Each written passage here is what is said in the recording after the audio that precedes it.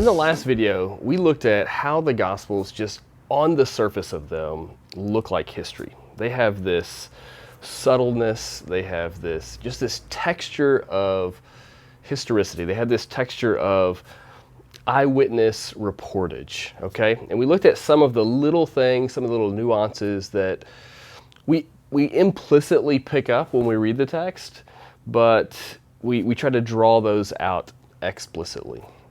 And we talked about a lot of different things, and something that we touched on that we'll elaborate more on in this video is how the Gospels seem to have this humility and restraint, and specifically the authors of the four Gospels seem to display a humility about themselves and a restraint in how they talk about Jesus and his life and his actions, and also the enemies of Jesus.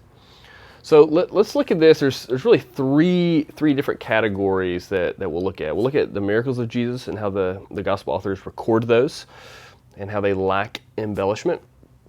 We'll look at some of the subtleties of the way the gospel authors wrote, and specifically how their humility in how they write specifically about themselves and not inserting themselves into the story is an indicator or a marker of truth. And then lastly, we'll look at how the gospel authors talk about the enemies of Jesus. Again, another marker of honesty in the text. All of these things combined are just one piece of this larger puzzle, this larger cumulative case that we're making, that the Gospels are in fact reliable. Okay, so first let's look at how the Gospel authors talk about the miracles of Jesus. So I want to argue that the Gospels are free of any apparent embellishment when they're talking about miraculous accounts. So I want you to think for a moment, if we saw something on the street, or if we were going to invent some sort of miraculous story, because we're dealing with the supernatural, something that doesn't happen within the ordinary course of things in life, the tendency or the possibility to really embellish the story, to add a lot of fanciful details, would be really tempting, right? It would be hard to write some sort of account without diving into some of those embellishing details. And as you look at the Gospels, you look at all four of them, and again, we have four different authors writing, and a lot of them using the same stories. There's some overlap, and then also each author has unique stories as we're looking at miracles. And Jesus does all kinds of things in the Gospels. So, he's healing people, he's walking on water, he's feeding the 5,000, we have his death, burial, and resurrection. We have the transfiguration, we have his baptism. You have all sorts of miraculous incidents all throughout the Gospels where Jesus is doing a lot of different things that are supernatural in nature. And yet, as you observe all of them, they're all very, very restrained in how they report them. They're just very matter of fact. So it's almost like you're getting this eyewitness viewpoint of, hey, let's use the feeding of the 5,000 as an example. There were all these people there. When it got done and the baskets were all passed around, there was food for everybody, and there was a bunch of food left over, okay? Now, again, there will be so many ways to embellish that story. You could talk about how the food multiplied, or you could speculate on what happened or what mechanism that happened by, or you could talk about food falling down from the sky, and there's just all sorts of avenues that you could take. But it's really simple and straightforward. And that restraint there, again, is a marker of honesty or integrity in the witness testimony itself.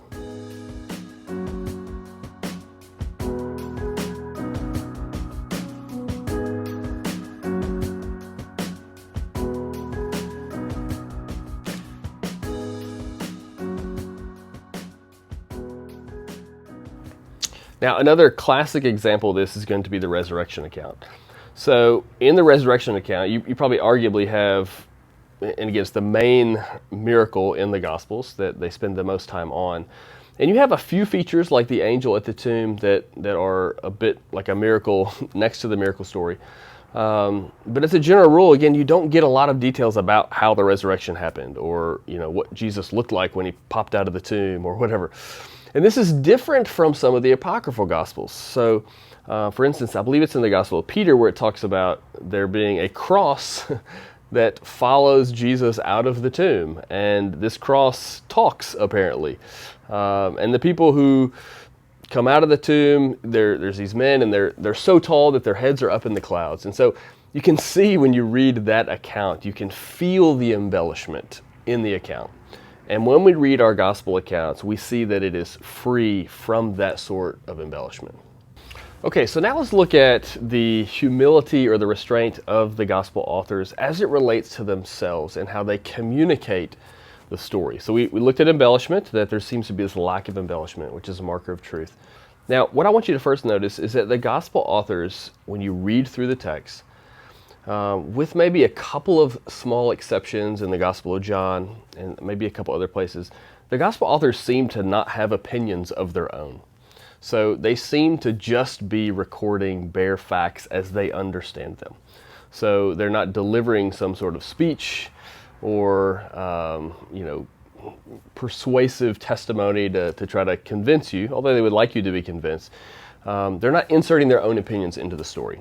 And so because of that, you feel like you're getting just what they saw or what they understand to be the case. Okay, so another area of their restraint and really putting themselves in the background is they leave Jesus' words and actions just hanging out there. So they don't seek to explain what Jesus means or elaborate on his teaching or his miracles. So they just let the facts stand out there like they are. So again, it's almost as if they're putting him in the forefront.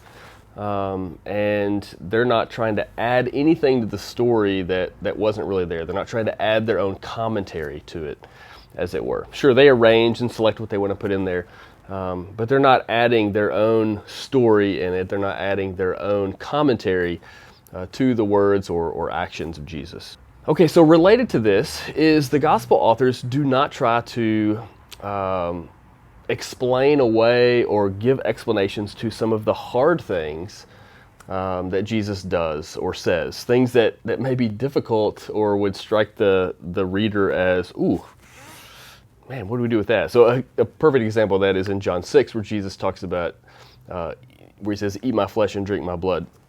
And again, they recognize this is a hard saying, but they don't go to elaborate on it or to defend Jesus there. They just let that hang out there. Or we think about the interaction with the Canaanite woman, and he refers to the Canaanites or this woman as dogs, right? And you're kind of like, ooh, Jesus, that wasn't very nice, right? But they don't seek to defend him in these sort of scenarios. They just let the sayings hang out there. And again, as you start to add these up, these are all just little subtle markers of truth that we're just getting the bare bones testimony as the gospel authors understood them.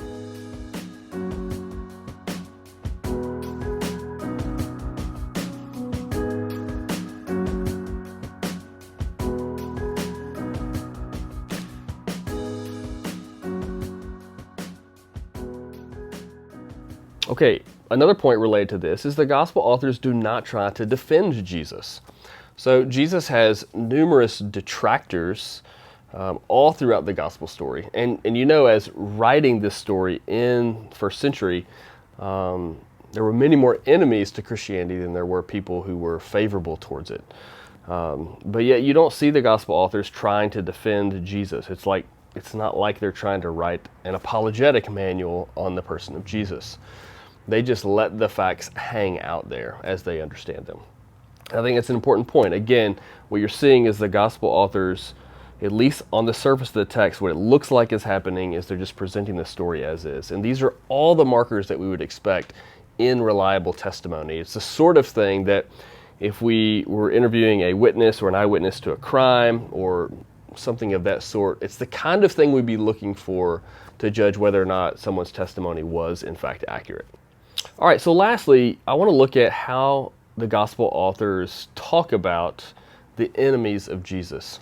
So as you read through Matthew, Mark, Luke, and John, you can't help but notice there are a lot of people in the story that were no friends of Christianity, that they did not like Jesus. There were many, many people that wanted to kill Jesus or get rid of him or silence him. There were people that confronted him. There were people that spit on him and mocked him and nailed him to the cross.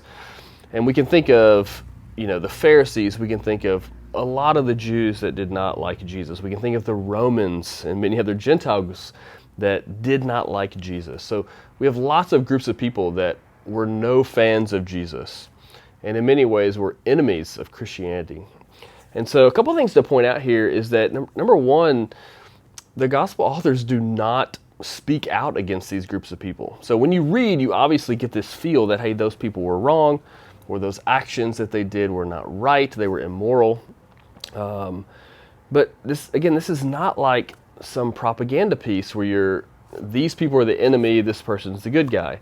So in many ways, Jesus is admonishing us to love those enemies, and the gospel authors have this way of writing the story without picking sides, as it were. So you get the enemies of Jesus there, but they're not painted in this bad light, or the authors don't seem to be compelling you to view them as enemies necessarily. If anything, you begin to have compassion on that group of people. So again, this is a marker of honesty. And if you think about it, in the first century when the Gospels were being written and then being spread around, these same enemies of Christianity existed. And so as the Gospel authors are seeking to compel people to come to the faith, these enemies and detractors are out there, yet they still refrain from referring to them as such in the Gospels, or using the Gospels as a tool to speak out against or show the wrongness of those people.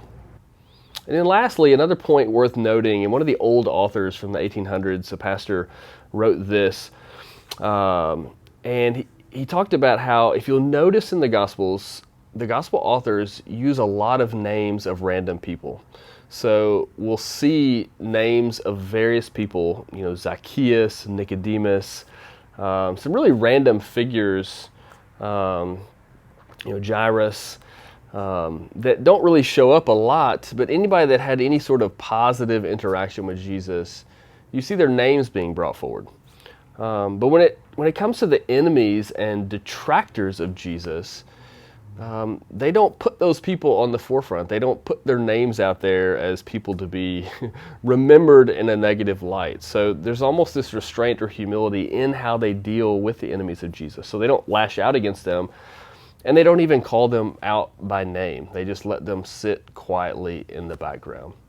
So again, in our first video, we talked about the overall look and feel of the Gospels is that it is some sort of historical account. And in this video, what I want to emphasize, what I want you to walk away from, is that just like we would expect from reliable, almost impartial bystanders, is this level of humility and restraint in how they tell the story. And that's exactly what we find in the Gospels. And these are markers of truth. It's markers of reliable testimony. And if the Gospels, in fact, are reliable testimony, this is what we would expect to find in them.